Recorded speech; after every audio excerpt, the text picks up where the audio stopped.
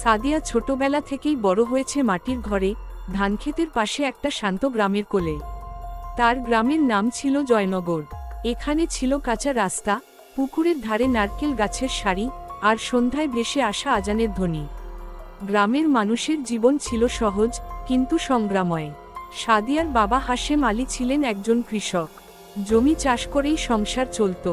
মা রওশন আরা গৃহিণী, কিন্তু তিনিও হাঁস মুরগি পালন করতেন, বাজারে ডিম বিক্রি করতেন সংসারের খরচ মেটাতে।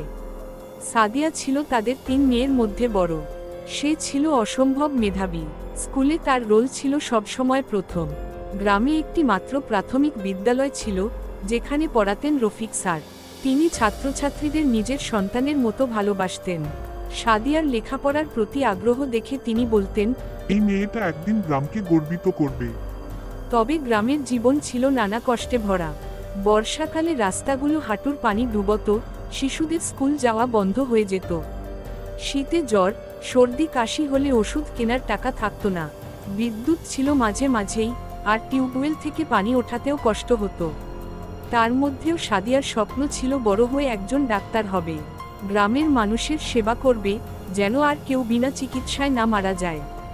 তার বাবা মা শুরুতে ভয় পেতেন, মেয়েকে এতদূর পড়ানো কি করে সম্ভব?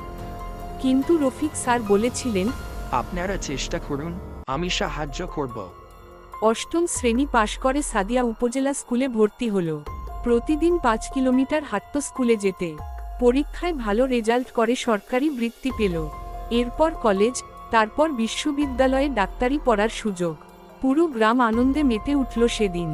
বছর 5 পর সাদিয়া যখন ডাক্তার হয়ে ফিরে এলো, সে বলল, আমার স্বপ্নটা আজ সত্যি হলো। সাদিয়া নিজ গ্রামে একটা ছোট চিকিৎসা কেন্দ্র খুলল। মানুষ বিনা খরচে তার কাছে আসত চিকিৎসা নিতে।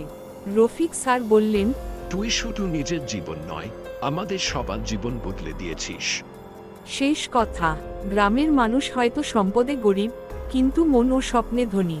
তাদের মধ্যে লুকিয়ে থাকে অনেক সম্ভাবনা। সুযোগ আর সহায়তা পেলে তারাই পারে সমাজ বদলে দিতে।